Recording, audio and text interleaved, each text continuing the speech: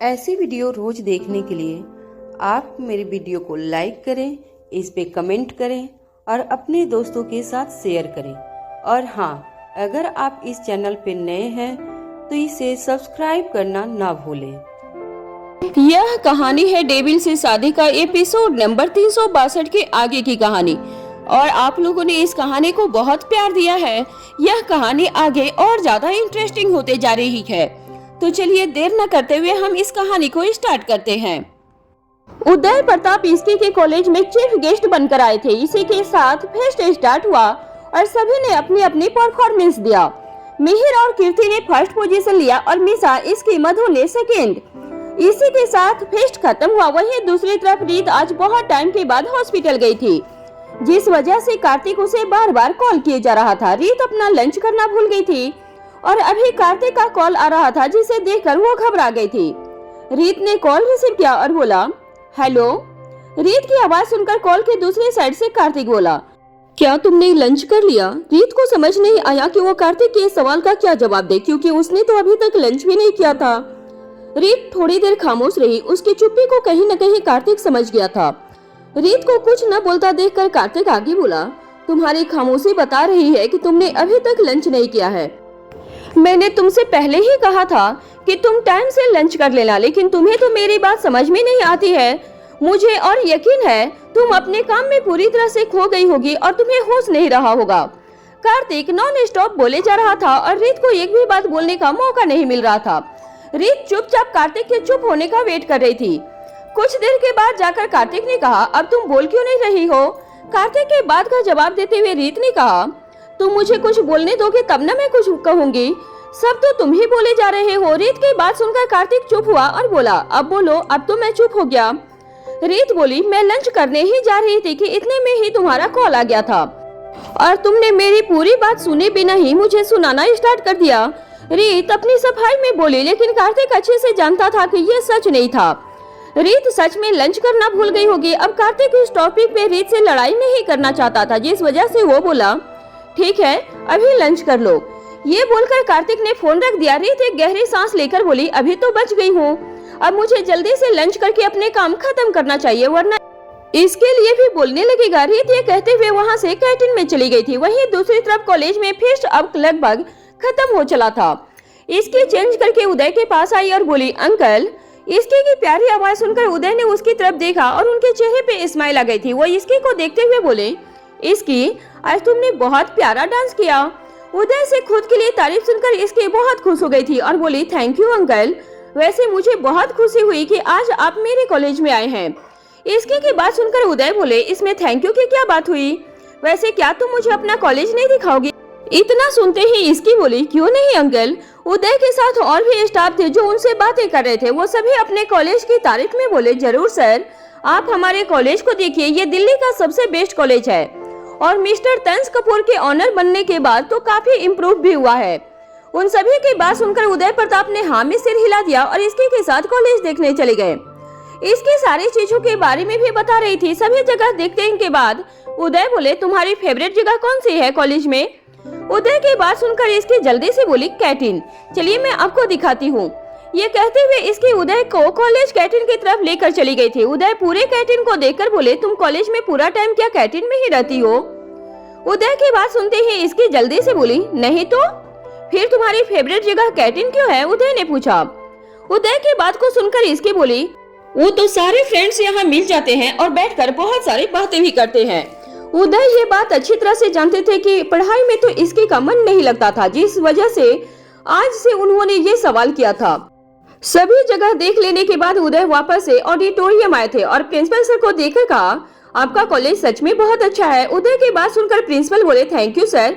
वैसे इस कॉलेज में बहुत सी टेक्नोलॉजी आपकी फंडिंग की वजह से आई है। आज जो 3 सालों से हमारे कॉलेज के स्टूडेंट स्कॉलरशिप और न्यू एडवांस टेक्नोलॉजी के लिए फंडिंग दे रहे हैं, उसके लिए मैं पर्सनली आपका धन्यवाद करना चाहता हूं और आज ये मौका भी मिल गया है। उदय प्रताप इस कॉलेज में 3 साल पहले से फंडिंग कर रहा था और यह बात प्रिंसिपल सर के सिवा और कोई नहीं जानता था। उदय का फंडिंग के पीछे सिर्फ एक ही रीजन था और वो इसकी की पढ़ाई, जिसके लिए उन्होंने ये जरिया चुना था।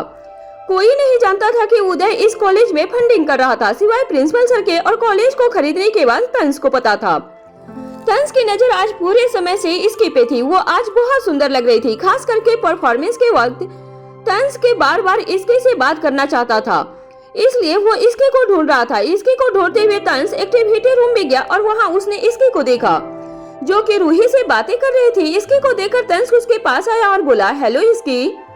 तंस की आवाज सुनकर इसकी ने उसकी तरफ देखा और बोला, हेलो तंस, आप यहाँ? आज बहुत से गेस्ट आए हैं तो आपको उनके साथ होने चाहिए ना। तंस इसके के बातों का जवाब देते हुए बोला, हाँ मैं बहुत देर से उनके साथ था एंड ऑनेस्टली मैं थोड़ा सा बोर हो गया था, तो इधर उधर घूमने आया और फिर मेरी नजर तुम पर आ गई तो मैं तुमसे बात करने आ गया। तंस ने साफ साफ सफेद झूठ कहा था। इसके उसकी बातों को सुनकर इसकी ने आगे कुछ नहीं कहा और तंस से थोड़ी बहुत बातें करने लगी थी। कुछ देर के बाद सभी घर वाले निकलने लगे। अर्णव उदय प्रताप से मिलकर रूही, मीसा और इसकी को अपने साथ घर लेकर जा रहे थे तो मिहिर बोला, डैड ये गलत बात है, आप इन तीनों को अपने साथ घर लेकर जा रहे हो लेकिन मुझे नहीं। मिहिर की शिकायत को सुनकर अर्णव बोले, कार में जगह नहीं है इसलिए तुम दूसरी कार में आ जाओ। नो डैड, मुझे भी आपके साथ जाना है, ये आप मेरे साथ अन्याय कर रहे हो, मिहिर ड्रामा करते हुए कहने लगा था। उसकी हरकत देखकर मीसा बोली, तू रुक, मैं अभी वीडियो बनाती हूँ तेरी नौटंकी का और कीर्ति को दिखा दूंगी। मीसा की बात सुनकर इसकी और रूही हंसने लगे थे। वहीं मिहिर का मुंह बन गया था। वो बोला, ये ठीक नहीं है। मीसा बोली, क्या ठीक नहीं है? मीसा की बात सुनकर मिहिर ने आगे कुछ नहीं कहा और नाराज होकर दूसरी कार में जाकर बैठ गया था। मिहिर को ऐसे बच्चों की तरह नाराज होते हुए देखकर अर्णव बोले, ये कभी बड़ा नहीं होगा। अर्णव की बात पे तीनों ने हंस दिया था और फिर सभी एक एक करके कार में बैठ गए थे। कुछ देर में वो घर पहुंच गए और फिर तीनों अपने अपने रूम में चले गए थे। इसके अपने रूम में जाकर देखी कि राजवीर घर आ चुका है और वो रीवा के साथ खेल भी रहा था। ये देखकर इसके उसके पास आई और बोली, आप घर कब आए? इसके की आवाज सुनकर राजवीर ने उसकी तरफ देखा। इसके ने आज डांस के लिए नॉर्मल डे के कंपैरिजन में हल्का ज्यादा मेकअप की थी जिसमें वो ज्यादा सुंदर लग रही थी। राजवीर कुछ देर तक उसे देखता रहा और फिर बोला, अभी कुछ देर पहले ही आया हूँ। इसकी सोफे पे बैठते हुए आगे बोली, ओहो, आपका काम कैसा चल रहा है जिसकी वजह से आप कॉलेज नहीं आए थे? काम तो अच्छे से हुआ, तुम बताओ तुम्हारी परफॉर्मेंस कैसी रही और क्या प्राइज मिला? राजवीर ने इसकी से पूछा था। राजवीर की बात सुनकर इसकी अपने बैग से ट्रॉफी और सर्टिफिकेट निकालकर उसे दिखाते हुए बोली, हम सेकेंड आए, फर्स्ट मिहिर और कीर्ति थे। दोनों ने बहुत अच्छा डांस किया था लेकिन हम भी कम नहीं थे, हमें भी बहुत अच्छा डांस किया था। राजवीर इसके के हाथ से वो सर्टिफिकेट लेकर देखा और फिर बोला, that's great, first time dance में पार्टिसिपेट किया और प्राइज भी ले ली, ये तो बहुत अच्छा है, मुझे भी देखना था, but my bad luck. Rajveer की बात सुनकर इसके उसके गाल पे किस करके बोली, कोई बात नहीं माई हस्बैंड, आपके लिए तो मैं कभी भी डांस कर सकती हूँ।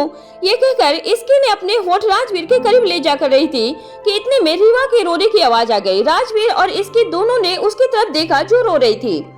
इसकी राजवीर से अलग हुई और उसे गोद में लेकर चुप करवाने लगी लेकिन वो शांत नहीं हो रही थी। ये देखकर राजवीर इसकी से बोला, मुझे दो, मैं इसे बाहर घुमा कर लाता हूँ, तब शांत हो जाएगी और तुम जाकर चेंज कर लो। इसकी ने राजवीर की बात सुनी और रीवा को उसे दे दिया था। उसके बाद खुद अपने नॉर्मल कपड़े लेकर वॉशरूम में चली गई थी। इधर राजवीर रीवा को बालकोनी में लेकर गया। आज मौसम थोड़ा बारिश का था और झिलमिल बारिश भी हो रही थी। बारिश की वजह से मौसम थोड़ा ठंडा भी हो गया था। रीवा को बालकनी में ले जाने से पहले राजवीर ने उसे अच्छे से छोटे से पिंक कलर के ब्लैंकेट से उसे कवर कर लिया था और फिर लेकर गया था। जैसे राजवीर ने कहा था कि रीवा बालकनी में आते ही शांत हो गई और आसपास गौर से देखने लगी थी। कुछ देर में इसकी भी वहां आ गई और वो बोली, बाहर तो ठंड लग रही है। इसकी की आवाज सुनकर राजवीर पलटा और उसे देखकर बोला, अगर ठंड लग रही है तो अंदर जाओ, वैसे भी ऐसे मौसम में तबीयत जल्दी खराब हो जाती है।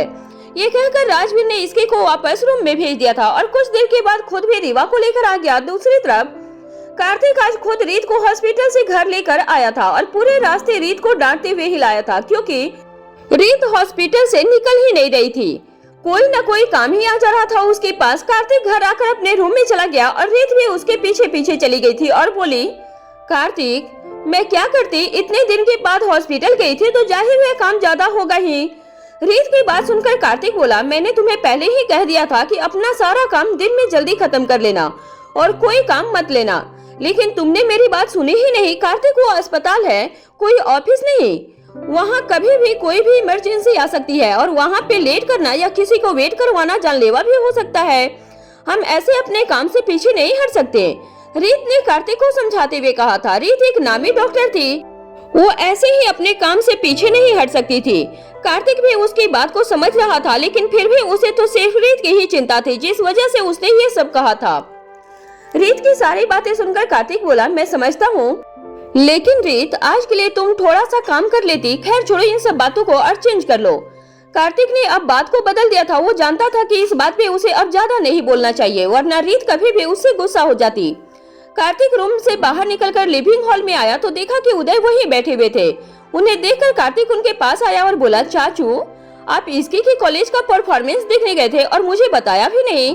कार्तिक की बात सुनकर उदय बोले, मुझे लगा कि शायद तुम बिजी हो इसीलिए नहीं बताया था। मैं तो आज पूरे दिन घर पे ही था, कार्तिक बोला। कार्तिक की बात को सुनकर उदय ने कहा, अच्छा मुझे तो पता नहीं था। खैर ये छोड़ो, मुझे तुमसे कुछ बातें करनी है। कार्तिक ने पूछा, कौन सी बात चाचू? उदय थोड़ी देर तक कुछ सोचा और फिर कहा, अभी हमारे घर की क्या सिचुएशन है तुम अच्छे से जानते ही हो, इसलिए मैं सोच रहा हूँ कि तुम और रीत जल्दी ही शादी कर लो। उदय की बात सुनकर कार्तिक थोड़ा सा चौंक गया था और फिर बोला, लेकिन चाचू जल्दी शादी करने की क्या जरूरत है? जरूरत है कार्तिक, शादी के बाद रीत की सेफ्टी और बढ़ जाएगी। और अभी जो सिचुएशन है उसमें तुम्हारे डैड तो बदल गए हैं, लेकिन मुझे सेजल पे भरोसा नहीं है, उदय ने कार्तिक को समझाते हुए कहा। उदय प्रताप की बात सुनकर कार्तिक सोच में पड़ गया था कि क्या किया जाए। आखिर उदय भी सही कह रहे थे, भरोसा इन हालत में किसी के ऊपर नहीं किया जा सकता था। उदय प्रताप कार्तिक के सामने ही बैठे थे और उसे बार बार यही समझा रहे थे कि अब उसे जल्द से जल्द रीत से शादी कर लेनी चाहिए। वहीं कार्तिक अभी इस बात के लिए रेडी नहीं था, क्योंकि अभी तो रीत पहले हादसे से उभरी ही नहीं थी, तो वह कैसे उसे जीवन के इस नए पड़ाव के लिए भूल सकता था। उसने उदय प्रताप की ओर देखते हुए कहा, चाचू आप जो बोल रहे हैं वो तो ठीक है, लेकिन अभी मुझे थोड़ा टाइम चाहिए, क्योंकि अभी मुझे पहले रीत को संभालना है।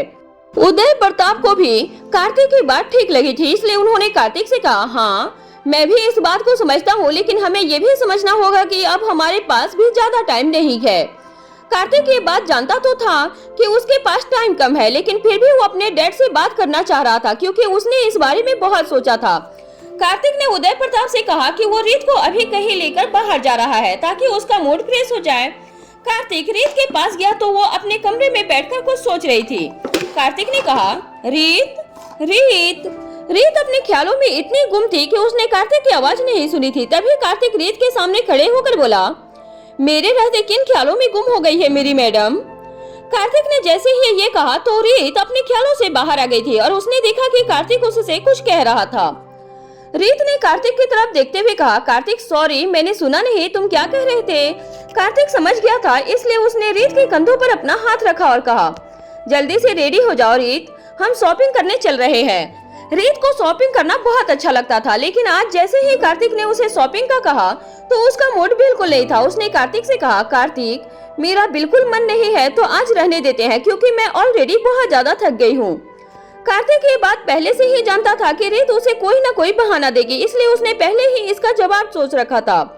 कार्तिक ने रीत से कहा, मुझे आज तो कुछ नहीं सुनना है रीत, शॉपिंग के लिए चलेंगे, बस चलेंगे, तो जल्दी से रेडी हो जाओ और हाँ अच्छे से रेडी होना, समझे? रीत समझ चुकी थी कि अब कार्तिक नहीं मानने वाला था, इसलिए वो रेडी होने चली गई थी। उसे ये समझ नहीं आ रहा था कि वो उसे बार बार अच्छे से रेडी होने के लिए क्यों कह रहा था। तभी रीत तैयार होकर उसके सामने आई तो उसे कार्तिक देखता ही रह गया था। कार्तिक ने रीत से कहा, दैट्स लाइक माय गर्ल, कितनी प्यारी लग रही हो। रीत ने व्हाइट कलर का ड्रेस पहना हुआ था जिसमें वो बहुत सुंदर लग रही थी। जैसे ही वो बाहर आई तो कार्तिक ने उसे देखते ही कहा, एक चीज तो मिसिंग है ना? रीत ने अपने आप को दोबारा देखा तो उसे कुछ भी मिसिंग नहीं लग रहा था। उसने कार्तिक से कहा, सब तो ठीक है। कार्तिक ने उसका हाथ पकड़ा और उसे कांच तक ले गया था और उसे वहाँ खड़ा करके बोला, ये देखो ये है मेरी प्यारी रीत, लेकिन अभी ये इतनी प्यारी नहीं लग रही है क्योंकि इसकी स्माइल गायब है। ये सुनते ही रीत के चेहरे पर स्माइल आ गई थी। ये देखते ही कार्तिक ने कहा, हाँ अब सब परफेक्ट है। रीत ने कार्तिक को गले लगा लिया और दोनों हंसी खुशी मॉल के लिए निकल ही रहे थे कि रीत ने कहा, कार्तिक मैं रेडी तो हो गई हूँ, लेकिन मैं सच बताऊं मैं बहुत ज्यादा थक गई हूँ। कार्तिक ने हंसते हुए कहा, मुझे पता है रीत, इसलिए मैंने तुम्हें सिर्फ रेडी किया है क्योंकि तुम कितनी मुरझाई सी लग रही थी, लेकिन अभी मुझे बहुत अच्छा लग रहा है। कार्तिक ने उससे कहा, शॉपिंग पर तो हम कल चलेंगे, लेकिन मेरे पास तुम्हारे लिए एक सरप्राइज है। ये सुनते ही रीत काफी ज्यादा खुश हो गई थी। कार्तिक ने रीत की आंखें बंद की और उसे रूफ तक ले गया था। रीत पूछती रही, कार्तिक हम कहाँ जा रहे हैं? वो दोनों जैसे ही ऊपर पहुंचे तो कार्तिक ने रीत की आंखें खोल दी थी। रीत को यकीन नहीं हुआ था क्योंकि कार्तिक ने उसके लिए एक डिनर टेबल सजाई हुई थी। ये पूरा सेटअप बहुत ड्रीमी लग रहा था। रीत उसे देखकर बहुत इमोशनल हो गई थी। रीत ने कार्तिक को हग कर लिया और कहा, मैं तुम्हें बहुत तंग करती हूँ ना कार्तिक? कार्तिक ने रीत को मन बहलाने के लिए कहा था, हाँ, और मैं चाहता हूँ कि तुम मुझे लाइफ टाइम यूं ही तंग करती रहो। ये सुनते ही रीत स्माइल करने लगी थी। रीत और कार्तिक टेबल पर बैठ गए और कार्तिक ने रीत के लिए उसका फेवरेट खाना बनाया था। रीत अभी बहुत खुश थी और उसकी खुशी उसकी आंखों में भी दिखाई दे रही थी। रीत को सब कुछ बहुत अच्छा लग रहा था और दोनों ने बातें करते करते डिनर भी किया। डिनर करने के बाद कार्तिक ने हल्का सा म्यूजिक लगाया जिस पर दोनों ने डांस किया और फिर वो दोनों वही तारों की छांव पर लेट गए थे। रीत और कार्तिक दोनों खुले आसमान को देखने लगे और बातें करने लगे थे। वहीं दूसरी तरफ सिंघानिया मेंशन में अर्णव जी कोमल जी के साथ अपने कमरे में बैठकर बातें कर रहे थे। अर्णव जी ने कहा, अपने बच्चों को यूं आगे बढ़ते हुए देखकर कितना अच्छा लगता है ना? कोमल जी ने खुश होकर कहा था, हाँ ये तो आपने बिल्कुल अच्छा कहा। मैंने तो जब मीसा को इस तरह डांस करते हुए देखा तो एक बार तो मुझे यकीन ही नहीं हुआ था कि ये हमारी ही मीसा है। ये सुनते ही अर्णव जी भी हंसने लगे थे क्योंकि मीसा ने कभी पहले डांस नहीं किया था। तभी कोमल जी ने कहा, मुझे तो लगता है अब हमें अपने हॉल में या गेस्ट रूम में एक अलमारी बच्चों की प्राइज के लिए बनवा लेनी चाहिए क्योंकि अब पुरानी अलमारी में तो जगह नहीं है, वो भी पूरी भर चुकी है। अर्णव जी को भी ये बात बिल्कुल ठीक लगी थी और उन्होंने कोमल जी से कहा, हाँ ये तो आपने बिल्कुल ठीक कहा। तभी उन्होंने कुछ और सोचते हुए कहा, ये जो लड़की मिहिर के साथ डांस कर रही थी उसके बारे में कुछ जानती हैं क्या आप? कोमल जी की नजर भी कीर्ति पर गई थी लेकिन उन्होंने अब तक किसी से कुछ पूछा नहीं था। कोमल जी ने कहा, जानती तो नहीं हूँ लेकिन वो डांस कितना अच्छा कर रही थी ना, और उसके साथ मिहिर भी तो कितना अच्छा लग रहा था। ये सुनते ही अर्णव जी ने हंसते हुए कहा, हाँ तभी तो मैं पूछ रहा हूँ कि वो कौन है जिससे हमारे मिहिर को इतना अच्छा परफॉर्म करवा दिया। ये बात तो बिल्कुल ठीक है कि दोनों बच्चे साथ में बहुत अच्छे लग रहे थे। वैसे कोमल जी, आपको एक बात पता है, लड़का उसी के इशारों पर नाचता है जिसे वो अपना पार्टनर बनाना चाहे। ये सुनते ही कोमल जी ने हंसते हुए अर्णव जी की तरफ देखा और कहा, आज आप कुछ ज्यादा ही सोच रहे हैं। अर्णव जी ने भी हंसते हुए कहा, आप भी हंस लीजिए, मुझे तो लगता है इसके पीछे कोई न कोई बात जरूर है क्योंकि वो कहते हैं ना, इश्क छुपता नहीं छुपाने से। कोमल जी हैरान थी क्योंकि अर्णव जी इस तरह कभी बात नहीं करते थे। कोमल जी ने उन्हें कहा, क्या बात है, कलकत्ता में कुछ कोर्स किया है क्या आपने? अर्णव जी ने कहा, नहीं नहीं, मैंने कोई कोर्स नहीं किया लेकिन ऐसे ही मेरे मुंह से ये बात निकल गई थी। ये सुनते ही दोनों हंसने लगे थे और फिर बातें चलती रही। वहीं उसी घर में रूही और समर के कमरे में समर और रूही बेड पर बैठे हुए थे और लैपटॉप में कुछ देख रहे थे। समर और रूही को एक साथ वक्त बहुत कम मिलता था, इसलिए वो दोनों अपने साथ के हर एक पल को खुशी खुशी से साथ में बिताते थे। रूही ने समर से कहा, अगर आप फंक्शन में होते तो मुझे बहुत अच्छा लगता। समर भी आना चाहता था लेकिन उसने कभी भी काम से ज्यादा इम्पोर्टेंट कुछ नहीं समझा था। समर ने रूही से कहा, रूही तुम तो जानती ही हो कि काम आ गया था, वरना मैं तो आने के लिए बिल्कुल रेडी था। तभी समर ने रूही के पैरों को अपने हाथों से हिला दिया था और दबाने लगा था। उसने रूही से कहा, तुम बहुत थकी हुई लग रही हो। समर एक बहुत ही अच्छा और समझदार पति है, इसलिए रूही जब भी थकी हुई होती थी तो वो उसके रिलैक्स करने के लिए उसकी मसाज करता था। इसी तरह जब वो थका होता था तो रूही उसकी मसाज करती थी। उन दोनों का यही मानना था कि अगर शादी को अच्छे से चलाना है तो दोनों को एक दूसरे का बराबर ध्यान रखना होगा। रूही को अभी बहुत आराम आ रहा था। उसने समर से कहा, तुम्हारे हाथों में तो जादू है समर। समर ने हंसते हुए कहा, और तुम्हारी बातों में जादू है। ये सुनते ही रूही ब्लश करने लगी थी। समर ने रूही को देखते हुए कहा, मुझे हमेशा तुम्हारे जैसे लाइफ पार्टनर ही चाहिए थी, जो इंडिपेंडेंट हो, समझदार हो और प्यारी सी भी हो। रूही ने खांसते हुए कहा, क्या बात है समर, आज बहुत तारीफ कर रहे हो, मजारा क्या है? समर ने भी हंसते हुए कहा, अच्छा अब अपनी बेबी की तारीफ करने से पहले मुझे सोचना पड़ेगा क्या? रूही ने कहा, नहीं, पर आज बात कुछ और है। समर ने रूही की तरफ देखते हुए कहा, आज तुम लग ही इतनी प्यारी रही हो कि मेरा खुद पर कंट्रोल ही नहीं है। रूही ने ये सुनते ही हंसने लगी थी। उसने कहा, ओफो, तो मेरे हस्बैंड ही मेरे साथ फ्लर्ट कर रहे हैं। समर ने रूही को अपनी बाहों में लेते हुए कहा, हाँ तो मेरी बेबी ही इतनी प्यारी है तो फ्लर्ट कर ही सकता हूँ। उसने रूही के माथे को चूमते हुए कहा था, I love you Ruhi. Ruhi को ऐसा लगा कि जैसे उसकी थकान एक बार में ही गायब हो गई थी। रूही ने समर के होठों को चूमते हुए कहा, आई love you so much summer. Summer ने रूही को और कसकर पकड़ लिया था और अपनी बाहों में ले लिया था। तभी लैपटॉप पर गाना आया, मैंने खुद को दे दिया है तुझको सनम, मैं तेरा मैं तेरा। रूही ने भी लाइट एक हाथ से ऑफ कर दी थी और फिर वो दोनों एक दूसरे के प्यार में इस कदर गुम हो गए थे कि उनका शरीर पसीने से तरबतर हो गया था और उनकी सांसें भी फूल गई थी। दोनों के लिए मानो वक्त थम सा गया था। वहीं दूसरी तरफ उदय प्रताप अपने कमरे में बैठकर कुछ सोच रहे थे कि अभी उनके असिस्टेंट अमन का कॉल आया। अमन ने उनसे कहा, सर अब हम आगे के प्लान के लिए रेडी हैं और गौतम रंधावा इतनी अच्छी तरह से फंस चुका है कि वो अब कुछ नहीं कर पाएगा। मैंने सारा पेपर वर्कशीट कंप्लीट कर लिया है। ये सुनते ही उदय प्रताप बहुत खुश हो गए थे क्योंकि उन्हें भी इतने दिनों से सिर्फ इसी वक्त का इंतजार था। उन्होंने अपने असिस्टेंट को आगे करने के लिए तैयार करने के लिए कहा और फिर उन्होंने फोन रख दिया था। उन्होंने फोन उठाया और एक मैसेज टाइप कर दिया था। उदय प्रताप को उनके असिस्टेंट ने कॉल किया और उन्हें आगे का प्लान बताया। उन्होंने गौतम रंधावा के लिए अब और कुछ नया सोचा हुआ था। शनिवार का रात था। उदय प्रताप के घर में उदय प्रताप अपने कमरे में बैठे हुए थे और उन्होंने एक मैसेज टाइप किया और भेज दिया था। थोड़ी ही देर में उन्होंने किसी को एक कॉल किया और कुछ इंट्रोडक्शन दी। वहीं दूसरी तरफ गौतम रंधावा अपने घर में एक तस्वीर को अपने हाथ में लेकर खड़ा था। उस तस्वीर को देखते हुए वो मन ही मन कहने लगा, आखिर कब तक यूं भागोगी? कभी न कभी तो तुम्हें मुझसे टकराना ही होगा। आज नहीं तो कल इस राज से पर्दा उठेगा ही। वो अपने कमरे में खड़ा था और उस तस्वीर को घूर कर देखने लगा था। उसने फिर एक ड्रॉवर खोला जिसमें से कुछ पेपर निकाले और उन पेपर्स को पढ़ने लगा था। तभी उसके एक फोन आया। उसने अपना फोन उठाया तो देखा ये कॉल उदय प्रताप का था। उसने फोन उठाया तो दूसरी तरफ से उदय प्रताप ने कहा, मुझे मंडे को तुमसे मिलना है। गौतम रंधावा ये सुनते ही बहुत खुश हो गया था क्योंकि आज पहली बार उदय प्रताप ने उसे खुद मिलने को बुलाया था। उसने उदय प्रताप से कहा, जी सर मैं ठीक टाइम पर पहुंच जाऊंगा। ये सुनते ही उदय प्रताप ने कहा, हाँ और साथ में नए प्रोजेक्ट के पेपर्स भी लेते आना। ये सुनते ही गौतम रंधावा को लगा जैसे अब उसके लिए कुछ और बेहतर होने वाला है। उसने तुरंत उदय प्रताप से कहा, जी सर बिल्कुल आप जैसा कहेंगे वैसा ही होगा। फिर उदय प्रताप ने फोन रख दिया था। वहीं गौतम रंधावा अब बहुत ज्यादा खुश हो गया था क्योंकि उसे ऐसा लग रहा था कि एक तो वो फॉरेन इन्वेस्टिगेशन से बच गया था और अब उसका प्रोजेक्ट भी लाइन पर आ रहा था। उसने अपने बार से एक विस्की की बोतल निकाली और एक पेग बनाकर सोफे पर बैठ गया था। वो धीरे धीरे पेग पीने लगा और वो फ्लैशबैक में चला गया था। Flashback start. उसके सामने एक घर था जिसमें उसे वो दिन याद आ रहा था जब वो एक बार में शराब पी रहा था। बुरी तरह शराब पीकर जब वो अपने घर गया था वहाँ एक औरत उससे कहने लगी थी, गौतम तुम इसके लिए दवाई लेकर आए हो क्या? वहीं एक बच्चा बेड पर लेटे हुए रो रहा था। ऐसा लग रहा था मानो उसकी तबीयत ठीक नहीं थी। वो इतने नशे में था कि सीधा खड़ा भी नहीं हो पा रहा था और उस औरत को इग्नोर करके सीधा अंदर जाने लगा।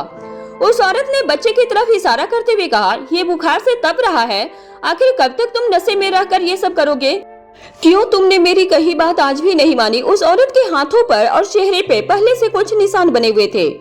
गौतम को बहुत गुस्सा आने लगा था और उसने सीधा उस औरत को मारना शुरू कर दिया था। उसने उस औरत को तब तक मारा जब तक वो बेहोश नहीं हो गई थी। जैसे ही वो औरत बेहोश हुई गौतम ने उससे कहा, अब ले आ दवाई बाहर जाकर। उसने फिर से दारू निकाली और पीने लग गया था और वो उस छोटे बच्चे के पास गया और उसने बच्चे को भी एक चम्मच दारू चटा दी थी जिससे वो बच्चा बहुत रोने लगा था। उस बच्चे की रोने की आवाज सुनकर वो औरत जैसे तैसे खड़ी हुई और उस बच्चे को संभालने लगी थी। तभी गौतम रंधावा जोर जोर से हंसने लगा था। Flashback and.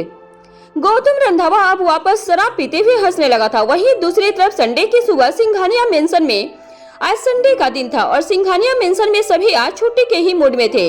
राजवीर के कमरे में सैटरडे के दिन इसकी रात में ही राजवीर को बोलकर सोती थी कि उसे 10 बजे से पहले न उठाएं। राजवीर भी इसकी की बात मान जाता था क्योंकि इसकी को अपनी नींद बहुत प्यारी थी और उसे एक दिन ही सोने को मिलता था। रीवा आज 8 बजे ही उठ चुकी थी लेकिन राजवीर ने इसकी को नहीं उठाया था और वो खुद ही उसे खिला रहा था और उसे दूध भी पिलाकर ले आया।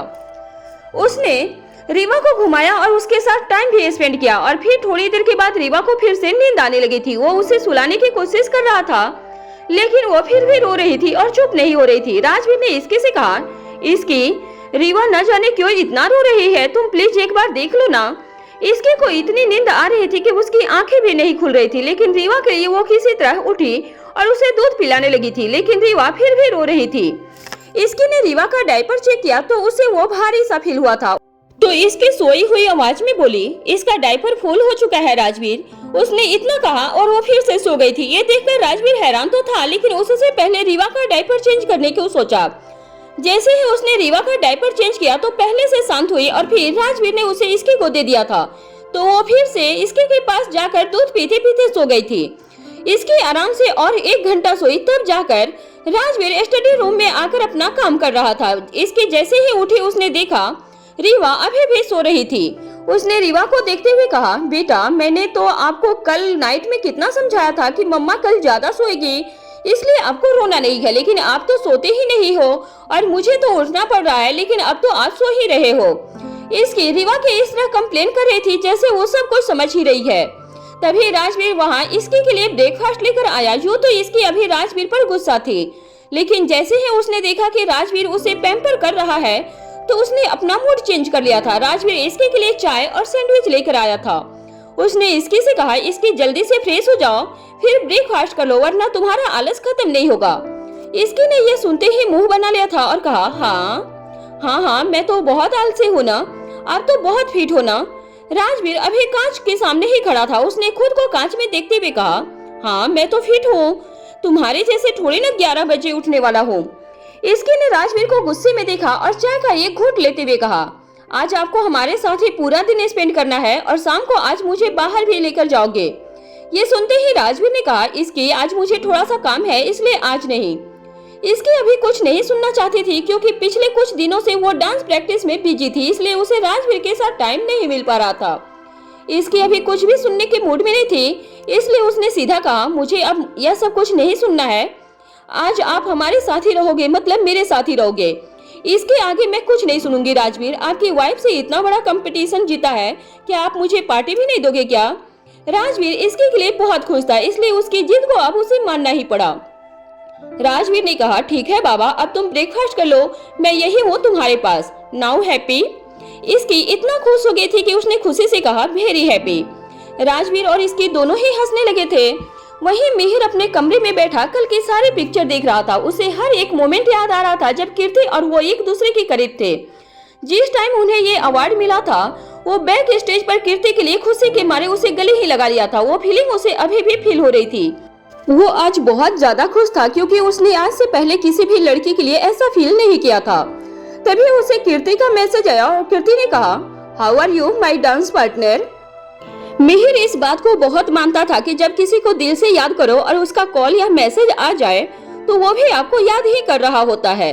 तभी मिहिर ने हंसते हुए कहा, किसी ने सच ही कहा है कि जब किसी चीज को दिल से चाहो तो पूरी कायनात तुम्हें उससे मिलाने में लग जाती है। ये पढ़ते ही कीर्ति ने मिहिर को कॉल कर दिया था। मिहिर ने खुशी खुशी उसका फोन उठाया और कहा, तो मैडम कैसे याद आई आपको मेरी? कीर्ति ने आज मिहिर की आवाज में कुछ अलग सा महसूस किया था। कीर्ति ने कहा, मैं कल के वीडियोज और फोटो देख रही थी कि तभी मुझे लगा क्यों न तुमसे बात की जाए। ये सुनते ही मिहिर को लगा कि अब कीर्ति भी उसके लिए उतनी ही बेकरार थी जितना वो था। मिहिर ने धीरे से कहा, काश ये डांस पार्टनर मेरी लाइफ पार्टनर बन जाए। मिहिर ने ये बात थोड़ी धीरे से कही थी, इसलिए कीर्ति को ये बात साफ साफ सुनाई नहीं दी थी। कीर्ति ने कहा, तुम क्या बोल रहे हो मिहिर, मुझे सुनाई नहीं दिया। मिहिर ने बात को पलटते हुए कहा, मैं तो ये पूछ रहा हूँ कि क्या आज हम साथ में कॉफी पीने चल सकते हैं क्या? कीर्ति ने पहले तो सोचा और फिर कहा, ओके, बट ये मेरी ट्रीट होगी, I will be Sunday fun. ये सुनते ही मिहिर भी खुश हो गया था क्योंकि उसे अभी तक यही सुनना था। कीर्ति ने अपनी बात खत्म की और फिर वो अपना कुछ काम करने लग गई थी। वहीं दूसरी तरफ आज रीत सुबह खुद ही रेडी हो गई थी क्योंकि उसने सोचा कि अब उसे भी कार्तिक के लिए कुछ करना चाहिए। आज संडे था और उसका भी छुट्टी था। कल रात की डिनर डेट के बाद वो इतना फ्रेश फील कर रही थी कि वो आज कार्तिक के लिए एफर्ट करना चाहती थी। कीर्ति ने आज ब्रेकफास्ट खुद बनाया क्योंकि हमेशा कार्तिक उसे ब्रेकफास्ट बना कर देता था। उसने जल्दी से टेबल रेडी की और कार्तिक और उदय प्रताप को बुलाया। तीनों साथ बैठकर बातें करते हुए ब्रेकफास्ट कर रहे थे। रीत को इतना ज्यादा खुश देखकर कार्तिक मन ही मन सोचने लगा था, काश तुम हमेशा इतनी ही खुश रहो। कार्तिक और उदय प्रताप ने ब्रेकफास्ट की बहुत तारीफ की थी। उदय प्रताप ने कहा, मैं क्लब जा रहा हूँ, रीत तुम भी चलो ना।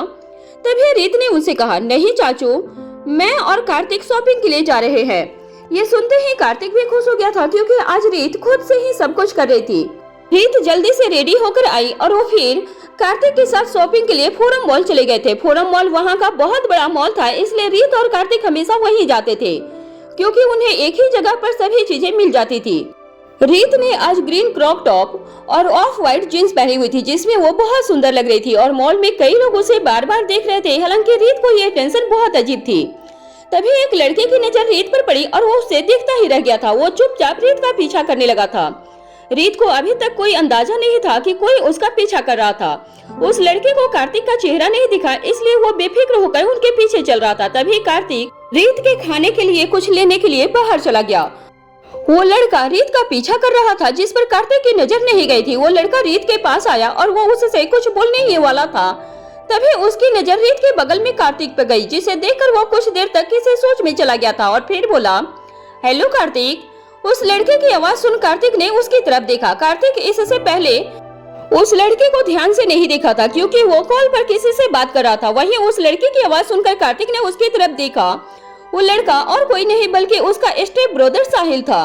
साहिल को ऐसे अचानक से अपने सामने देखकर कार्तिक बोला, तुम यहाँ?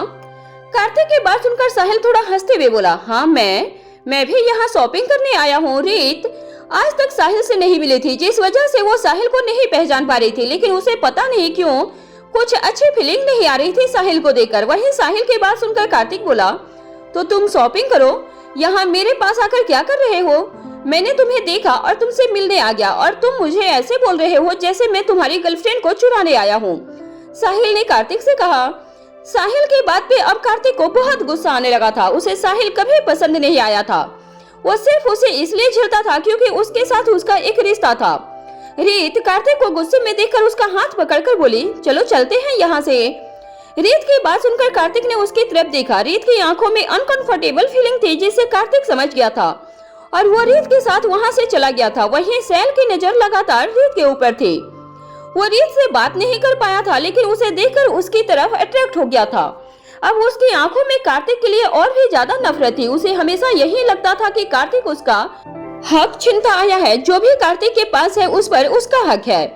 और अब वो रीत को देखने के बाद भी उसके मन में यही ख्याल आया था। साहिल के मन में रीत के लिए जो भी ख्याल आ रहे थे उसका अंजाम बिल्कुल सही नहीं होने वाला था। ये बात साहिल भी कहीं न कहीं जानता था। उसे कार्तिक की प्रॉपर्टी चाहिए थी और अब उससे ज्यादा और कुछ नहीं चाहिए था। वही रीत कार्तिक को लेकर एक स्टोर में गई और बोली, ये तुम्हारा स्टेप ब्रदर था ना? रीत की बात सुनकर कार्तिक बोला, हाँ, और मुझे अगर ये पता होता आज यहाँ पर मैं इससे टकराने वाला हूँ तो मैं इस मॉल में कभी नहीं आता। साहिल से मिलने के बाद कार्तिक का मूड खराब हो चुका था। रीत की खुशी के लिए वो उसके साथ उसके शॉपिंग पे हेल्प करने लगा था। कार्तिक रीत के लिए एक प्यारा सा ड्रेस लेकर आया और उसे रीत को देते हुए बोला, इस ड्रेस को ट्राई करो, देखो कितना प्यारा है। कार्तिक की बात सुनकर रीत ने उसे अपने हाथों से ड्रेस को लिया और अच्छे से देखने लगी थी। वो एक ब्लैक कलर की नी लेंथ ड्रेस थी। उसे देखकर रीत बोली, तुम्हें ब्लैक कलर बहुत पसंद है क्या? रीत के सवाल के जवाब में कार्तिक ने हाँ में सर हिला दिया था और उससे बोला, अब दूसरा सवाल करने से पहले तुम ये ड्रेस ट्राई करो, मुझे देखना है कि तुम कैसी लग रही हो इसमें। कार्तिक की बात सुनकर रीत हंसती हुई और वो लेकर ट्राई रूम में चली गई थी। वहीं बाहर कार्तिक वहीं पे खड़े हुए एक सोफे पर जाकर बैठ गया था और रीत के बाहर आने का वेट करने लगा था। कुछ देर वेट करने के बाद जब कार्तिक उठकर उस ट्रायल रूम की तरफ जाने लगा, तभी रीत भी बाहर निकली और कार्तिक को देखकर बोली, कैसी लग रही है ड्रेस? कार्तिक ने रीत को ध्यान से देखा, जो उस ब्लैक ड्रेस में बहुत सुंदर लग रही थी। उसे देखकर कार्तिक के फेस में एक स्माइल आ गई थी और वो बोला, बहुत सुंदर लग रही हो। कार्तिक का जवाब सुनकर रीत बोली, ये ड्रेस सच में बहुत अच्छी है और मुझे बहुत पसंद आ गई है, तो ये ड्रेस जितने भी कलर में है सब ले लेते हैं। रीत की बात सुनकर कार्तिक बोला। रीत खुद को मिरर में देख रही थी, तभी जैसे ही उसने कार्तिक की बात सुनी वो तुरंत बोली, मुझे घर में सेल नहीं लगाना है सेम ड्रेस लेकर। रीत की बात पे कार्तिक बोला, अभी तो तुमने कहा कि तुम्हें ये ड्रेस बहुत पसंद आई है, तो लेने में क्या है? रीत पीछे पलटी और कार्तिक को देखते हुए बोली, मुझे 2-3 ड्रेस सेम नहीं चाहिए, ये एक ही अच्छी है। रीत ये बोलकर वापस से ट्रायल रूम में चली गई थी उस ड्रेस को चेंज करने के लिए। वहीं कार्तिक ने 2-3 और ड्रेस रीत के लिए पसंद किया था। कुछ देर के बाद दोनों शॉपिंग के बाद खाना खाने के लिए गए। वहीं दूसरी तरफ राजवीर अपने रूम में ही काम कर रहा था। इसके उसके पास आई और बोली, आपने मुझसे कहा था कि आज आप मेरे साथ रहेंगे और आप काम करने के लिए बैठ गए हैं। इसकी की आवाज सुनकर राजवीर उसकी तरफ देखा और बोला, थोड़ा सा ही काम था इसलिए मैंने सोचा इसे पहले पूरा कर लेता हूँ। राजवीर की बात को सुनकर इसके उसके लैपटॉप को ली और उसे बंद करते हुए वापस से स्टडी रूम में रख दी। राजवीर ने उससे कुछ नहीं कहा था। लैपटॉप रखकर इसके वापस रूम में आई और बोली, अब पूरा दिन आप अपने लैपटॉप को ही नहीं निकाल सकते हो। इसकी के बात पे राजवीर ने हाँ कर दिया था और उसका हाथ पकड़ के उसे अपने पास बैठाकर बोला, कभी कभी तुम कुछ ज्यादा नहीं गुस्सा करने लगती हो? आप काम ही ऐसे करते हो, जब एक बार डिसाइड हो गया है तो फिर क्यों लैपटॉप लेकर बैठ गए हो? राजवीर से इसकी बोली।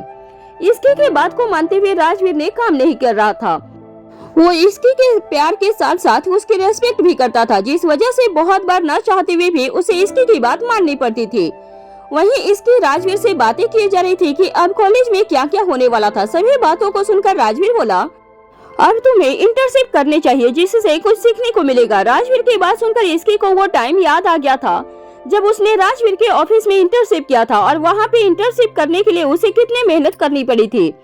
ऑफिस में भी राजवीर ने उसे पूरी तरह से इग्नोर कर दिया था, लेकिन अब सिचुएशन अलग थी। पहले कोई नहीं जानता था कि इसकी और राजवीर का कोई लिंक था, लेकिन अब हर कोई इस बात को जानता था कि इसकी राजवीर की गर्लफ्रेंड थी, जिस वजह से इसकी अब राजवीर के ऑफिस में तो काम नहीं कर सकती थी। इसकी राजवीर की बात का जवाब देते हुए बोली, लेकिन इंटर्नशिप तो हमारे सेकेंड ईयर में है, तो मैं अभी से क्यों करूं? एक्सपीरियंस के लिए राजवीर ने इसकी को प्यार से समझाया था। राजवीर की बात से इसकी का मुंह बन गया। उसे अच्छे से पता था कि इंटर्नशिप में कितना काम करना पड़ता है। इसकी भी पूरे दिन काम ही करती रह जाती थी और कभी कभी उसे कुछ समझ भी नहीं आता था। वही सारी बातों को याद करते हुए इसकी बोली, नहीं, मैं अभी कोई इंटर्नशिप नहीं करने वाली हूँ, जब सिलेबस में आएगा तब कर लूंगी। इसकी की बात सुनकर राजवीर ने आगे कुछ नहीं कहा था। वो समझ गया था कि इसकी को समझाने का कोई फायदा नहीं था। राजवीर को शांत देखकर इसकी बोली, आपने आगे कुछ नहीं कहा? जब तुम मेरी सुनोगी ही नहीं तो क्या बोलूं मैं? राजवीर इसकी को बोला। राजवीर की बात सुनकर इसकी स्माइल करते हुए बोली, पहले ही मैं कॉलेज में क्लास अटेंड करने से थक जाती हूँ, अब ऐसी इंटर्नशिप नहीं होने वाली है मेरे से। इसकी की बातें सुनकर राजवीर ने एक गहरी सांस ली थी। वो अच्छे से जानता था कि इसकी में कितना असल था। उसका बस चले तो वो अपने रूम में ही न निकले।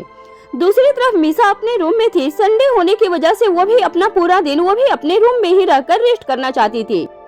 इन दिनों डांस प्रैक्टिस और क्लासेस की वजह से मीसा काफी थक चुकी थी। आज उसने डिसाइड कर लिया था कि वो कहीं भी नहीं जाएगी। मीसा आराम से अपने बेड पे आकर लैपटॉप लेकर उसमें मूवी देख रही थी। वो मूवी में इतनी मगन हो गई थी कि उसे अपने आसपास की कोई खबर नहीं थी। मीसा का ध्यान मूवी में था, तभी उसका फोन रिंग होने लगा। मीसा ने देखा उसे रेहान कॉल कर रहा था। ये देखकर मीसा अपने कॉल रिसीव किया और बोली, हेलो रेहान। रेहान की आवाज सुनकर मीसा बोली, हाँ क्या हुआ, क्या हम मिल सकते हैं? रेहान ने मीसा से पूछा। मीसा का आज कहीं भी जाने का मन नहीं था, जिस वजह से वो मना करते हुए बोली, रेहान मुझे घर पे ही रहना है, अगर तुम्हें मिलना है तो घर पर आ जाओ ना। मीसा की बातों से ही आलस दिख रहा था, जिसे रेहान भी समझ रहा था, लेकिन वो मीसा से बाहर मिलना चाहता था, जिस वजह से वो बोला, मैं एक्चुअली मीसा मुझे शो के लिए मुंबई जाना है, इसलिए मैं तुम्हें मिलने के लिए बुला रहा हूँ। क्या? लेकिन कब? तुमने मुझे पहले क्यों नहीं बताया इस बारे में? मीसा चौंकते हुए बोली। आमतौर पे रेहान उसे मीसा को पहले ही बात बता दिया करता था जब भी उसे कहीं बाहर शो के लिए जाना होता था, लेकिन इस बार रेहान ने उसे नहीं बताया था, जिस वजह से मीसा थोड़ा सा चौंक गई थी। रेहान उसकी बात सुनकर बोला, सडन शो आ गया है इसलिए तुम्हें नहीं बता पाया, और आज रात को ही निकलना है, इसलिए मैं तुमसे मिलना चाहता हूँ और तुम मना कर रही हो। रेहान की बात को सुनकर अब मीसा मना नहीं कर पाई थी और वो बोली, ठीक है मैं आ रही हूँ। रेहान ने बात करने के बाद मीसा ने कॉल कट कर दिया और फिर वो न चाहते हुए भी अपने बेड से उठी और फिर रेडी होने लगी थी। मीसा रेडी हो रही थी कि तभी उसके रूम में इसकी आई और उसे रेडी होते हुए देखकर बोली, कहाँ जाने के लिए रेडी हो रही हो? इसकी की आवाज सुनकर मीसा ने उसकी तरफ देखा और बोला, रेहान मुंबई जा रहा है शो के लिए, तो वो मुझसे अभी मिलना चाहता है, इसलिए उसी से मिलने जा रही हूँ, मीसा ने कहा। और उसके बाद मीसा थोड़ी देर रुककर आगे बोली, वैसे तू तो आज कह रही थी कि अपने रूम से बाहर नहीं आएगी, तो तू यहाँ क्या कर रही है? मीसा की बात सुनकर इसकी बोली, रीवा रो रही थी तो राजवीर उसे बाहर लेकर गए हैं घुमाने के लिए, और मैं रूम में बोर हो रही थी तो तेरे पास आ गई, लेकिन तू भी अब बाहर जा रही है। इसकी की बात पे मीसा बोली, मेरा कौन सा मन है, लेकिन पता नहीं रेहान कितने दिन के लिए जा रहा है, इसलिए मैं उससे मिलने जा रही हूँ। अच्छा ये छोड़ और मुझे ये बता कि मैं कैसी लग रही हूँ? इसकी मीसा की तरफ देखती है जो नॉर्मल ही रेडी हुई थी। मीसा ने ब्लू जीन्स और व्हाइट टॉप पहनी हुई थी। मीसा को देखने के बाद इसकी बोली, हमेशा की तरह ही लग रही है, क्या न्यू है इसमें? इसकी की बात पे मीसा बोली, कुछ न्यू नहीं है, मैं जा रही हूँ। मीसा ये बोली और वहाँ से चली गई थी। मीसा के जाने के बाद इसकी बोली, पागल है ये लड़की, लेकिन ये भी चली गई घूमने। अब मैं क्या करूं? मीसा के जाने के बाद इसके का मन भी बाहर जाने को कर रहा था, जिस वजह से वो राजवीर के पास गई जो रीवा के साथ गार्डन में था। इसके राजवीर के पास आकर बोली, आप आज का संडे बर्बाद कर रहे हो। इसके की बात सुनकर राजवीर ने उसकी तरफ देखा और कहा, और वो कैसे? कहीं बाहर घूमने न जाकर? मैं बहुत बोर हो रही हूँ, इसके ने राजवीर से कहा। इसके की बात सुनकर राजवीर बोला, अच्छा ठीक है, शाम को चलते हैं कहीं। सच में ना? कहीं शाम को आप ये मत कह दीजिएगा कि आपको काम है। इसकी राजवीर से बोली। इसके की बात का जवाब देते हुए राजवीर बोला, तुम मुझे आज काम करने दे रही हो क्या? राजवीर की बात पे इसकी ने ना में सिर हिला दिया था। आज सुबह से ही इसकी राजवीर को भी ऑफिस का काम नहीं करने दे रही थी। रीवा राजवीर के गोद में खेल रही थी और उसके हाथ में एक रोज का फ्लावर था जिसे उसने अपनी मुट्ठी में बंद कर रखा था। ये देखकर इसकी बोली, देखिए ऐसे फूल को क्रश कर रही है, इसका सारा कलर इसके कपड़े में लगेगा। संडे शाम को शहर के मशहूर कैफे में आज कपल डिस्काउंट चल रहा था। आज वहाँ कई कपल डेट के लिए आए हुए थे। माहौल को देखते हुए वहाँ गाने भी बहुत रोमांटिक बज रहे थे। कुछ कॉलेज कपल बातों में इतने गुम थे कि उन्हें दुनिया की परवाह ही नहीं थी। कुछ लोग यहाँ अपनी पूरी फैमिली के साथ बर्थडे मनाने आए थे। वहीं एक टेबल पर मिहिर भी कीर्ति के आने का इंतजार कर रहा था। कीर्ति ने थोड़ी देर पहले ही उसे कॉल करके बताया था कि वो 5 बजे तक पहुंच जाएगी, लेकिन कीर्ति अभी तक नहीं आई थी। मिहिर काफी देर से उसका वेट कर रहा था। वही घड़ी भी देख रहा था। तभी थोड़ी देर के बाद एक बहुत सुंदर लड़की उसके सामने आई, जिसे देखकर वो बस देखता ही रह गया था। उसने काले रंग की ड्रेस पहनी हुई थी और उसके बाल कमर तक खुले हुए थे। उसने येलो कलर का बैग लिया हुआ था जो उसकी ड्रेस के साथ बिल्कुल परफेक्ट लग रहा था। उसने पिंक कलर की हल्की लिपस्टिक भी लगाई हुई थी। मिहिर तो उसे बस देखता ही रह गया था। ये लड़की और कोई नहीं बल्कि कीर्ति ही थी। उसे मिहिर नहीं दिख रहा था, इसलिए वो कैफे के गेट पर खड़े होकर उसे ढूंढ रही थी। तभी मिहिर ने अपनी टेबल से हाथ हिलाया और कीर्ति ने उसे देख लिया था। कीर्ति ने जैसे ही मिहिर को देखा वो तुरंत उसकी तरफ चली गई थी। वो इतनी सुंदर लग रही थी कि वहाँ मौजूद हर लड़का तो उसे देख ही रहा था, बल्कि लड़कियां भी उसे बहुत जल रही थी। मिहिर ने मन ही मन कहा, आज तो बिल्कुल कहर ही ढा रही है ये लड़की। उसने आज से पहले कीर्ति को ऐसे तैयार हुए कभी नहीं देखा था। कीर्ति जैसे ही मिहिर के पास आकर बैठी तो सारे लड़के अपनी अपनी टेबल के सामने अपनी पार्टनर को देखने लगे थे। आज कीर्ति की वजह से कई कपल्स में झगड़े भी हो गए थे। यही देखकर मिहिर ने कहा, आज तो तुम्हारी वजह से यहाँ कई लोगों के ब्रेकअप भी हो जाएंगे। कीर्ति को ये बात बिल्कुल समझ में नहीं आई थी। उसे लगा कि वो उसे मजाक कर रहा था, इसलिए मिहिर से पूछा, ब्रेकअप कैसे मिहिर? मैं कुछ समझी नहीं। मिहिर ने कहा, आज तुम इतनी सुंदर लग रही हो कि सारे लड़के तुम्हें ही देख रहे थे, इसलिए उनकी गर्लफ्रेंड उनसे नाराज हो गई थी। अब बेचारे जैसे तैसे मना रहे हैं एक दूसरे को। You are looking like a showstopper. ये सुनते ही कीर्ति को लगा कि मिहिर उससे मजाक कर रहा है। कीर्ति ने कहा, मिहिर तारीफ के लिए तो थैंक यू, लेकिन मुझे तो ऐसा कुछ नहीं लग रहा है जैसा तुम बोल रहे हो। तुम्हारे सेंस ऑफ ह्यूमर को तो तुम ही सिर्फ समझ सकती हो। मिहिर ने देखा कि सामने एक लड़की अपने बॉयफ्रेंड से झगड़ा कर रही थी। कीर्ति की तरफ पॉइंट कर करके उसे समझ आ गया था कि वो लड़का जब कीर्ति को देख रहा था तो उसे उसकी गर्लफ्रेंड ने देख लिया था। मिहिर ने कीर्ति को एक कपल को दिखाते हुए कहा, देखो वो लड़की अब अपने घर जाने की बात अपने पार्टनर से बोल रही है, क्योंकि जब वो वॉशरूम में थी तब वो तुम्हें देख रहा था। ये सुनते ही कीर्ति को हंसी आ गई थी और उसने कहा, अच्छा तो तुम उसकी गर्लफ्रेंड को नोटिस कर रहे थे, तो इस हिसाब से तो मुझे भी घर चले जाना चाहिए। ये सुनते ही मिहिर ने कहा, इतनी मुश्किल से तुम मिले हैं, अब घर क्यों जाना है? पूरा दिन तुम्हारे आने का वेट किया है, अब तुम बोल रहे हो कि तुम्हें जाना है? कीर्ति ने हंसते हुए कहा, अरे मैं तो मजाक कर रही थी, तुम इतना सीरियस क्यों हो गए हो? इसके बाद वेटर आया और दोनों ने कुछ न कुछ ऑर्डर किया था। कीर्ति ने मिहिर को देखा तो उसने ये नोटिस किया कि वो भी येलो टी शर्ट और ब्लैक जींस पहन कर आया था। कीर्ति ने उसे बहुत एक्साइटेड होकर कहा, मिहिर तुमने एक बात नोटिस की, आज हम दोनों ने एक जैसे कॉम्बिनेशन पहने हैं। ये सुनते ही मिहिर को मौका मिल गया था कि वो कीर्ति से अपने दिल की बात कर सके। उसने कीर्ति से कहा, मुझे तो ये लगता है कि हम दोनों बिल्कुल एक जैसा सोचने वाले हैं, और मैंने सुना है जब दो लोग एक जैसा सोचने लग जाएं तो उन्हें हमेशा साथ ही रहना चाहिए। कीर्ति ये सुनते ही ब्लश करने लगी थी। वो भी मिहिर को बहुत पसंद करती थी, लेकिन ना अभी तक वो ये बात एक्सेप्ट कर रही थी और ना ही मिहिर को मना कर रही थी। कीर्ति ने स्माइल करते हुए कहा, मिहिर वैसे तुम्हें कॉफी का आइडिया कैसे आया? मिहिर ने कहा, वो मैंने सोचा कि कॉफी बहुत अकेली हो गई है तो क्यों ना कैफे में जाकर उसे थोड़ी कंपनी दी जाए। मैंने तुम्हें फोन पर भी कहा था ना कि मुझे हमारी सक्सेस को सेलिब्रेट करना था, इसलिए मुझे तुमसे मिला था। ये सुनते ही कीर्ति हंसने लगी थी। उसे अपनी मम्मा की कही वो बात याद आ रही थी कि लाइफ पार्टनर वही होता है जो तुम्हें हमेशा हंसने पर मजबूर कर दे। कीर्ति को मिहिर के साथ बिल्कुल वैसा ही फील होता था और वो उसके साथ बहुत खुश रहती थी। उसने मिहिर से कहा, तुम्हें नहीं लगता कि तुम्हें स्टैंड अप कॉमेडी ट्राई करना चाहिए? उसे खुद पर तो इतना कॉन्फिडेंस था कि वो अगर वो कॉमेडी ट्राई करेगा तो जरूर उसमें कुछ न कुछ तो वो कर ही लेगा। मिहिर ने कहा, अब एक अकेली जान क्या क्या करेगी? हाँ, लेकिन आइडिया बुरा नहीं है, कभी कभी मैं जरूर ट्राई करूंगा। कीर्ति को उसका कॉन्फिडेंस, उसकी बातें बहुत अच्छी लगती थी। आजकल वो उसे बहुत अट्रैक्टिव महसूस कर रही थी। उसने कहा मिहिर से, वैसे तुम बहुत स्मार्ट लग रहे हो मिहिर, मेरे लिए इतना तैयार होकर आए हो। मिहिर जानता था कि कीर्ति उससे ये बात उगलवाना चाहती थी कि वो उसके लिए ही तैयार होकर आया था। ये सुनते ही मिहिर हंसने लगा और उसने कहा, अब क्या करें, लड़की को इम्प्रेस करने के लिए क्या क्या नहीं करना पड़ता है। कीर्ति को समझ आ रहा था कि वो उसे इम्प्रेस करने की कोशिश बहुत दिनों से कर रहा था। कीर्ति ने मिहिर की तरफ देखते हुए कहा, मिहिर, मैं जानती हूँ कि तुम मुझे पसंद करते हो, लेकिन मैं अभी श्योर नहीं हूँ कि मुझे लाइफ में क्या करना है। मुझे कभी कभी ऐसा लगता है कि जब भी मैं किसी के करीब जाती हूँ तो वो चीज मुझसे दूर हो जाती है। मिहिर भी जानता था कि लड़कियों को ट्रस्ट करने में बहुत टाइम लगता है, इसलिए वो भी कीर्ति को और उसकी बातों को अच्छे से समझ सकता था। उसने कीर्ति से कहा, कीर्ति, मुझे ना कोई जल्दीबाजी नहीं है। मैं जानता हूँ कि तुम अभी क्या फील कर रही हो, लेकिन फिर भी मैं यही कहूँगा कि तुम अपना डिसीजन सोच समझ कर लेना और इसमें कोई जल्दबाजी नहीं करना। तुम जो भी डिसाइड करोगी उसकी मैं रिस्पेक्ट करूंगा। कीर्ति मिहिर की बातों से बहुत ज्यादा इंप्रेस हुई थी, क्योंकि उसने आज तक जो भी लड़के देखे थे वो हमेशा उससे हाँ ही सुनना चाहते थे, बल्कि मिहिर बहुत अलग था। वो बस उसे खुश रखता और बदले में कोई उम्मीद नहीं करता था। उसे पहली बार ऐसा लगा कि लड़कों पर भी भरोसा किया जा सकता है। कीर्ति ने मिहिर को अपने बचपन में कई किस्से सुनाए और मिहिर भी उससे अपनी कई यादें शेयर करने लगा था।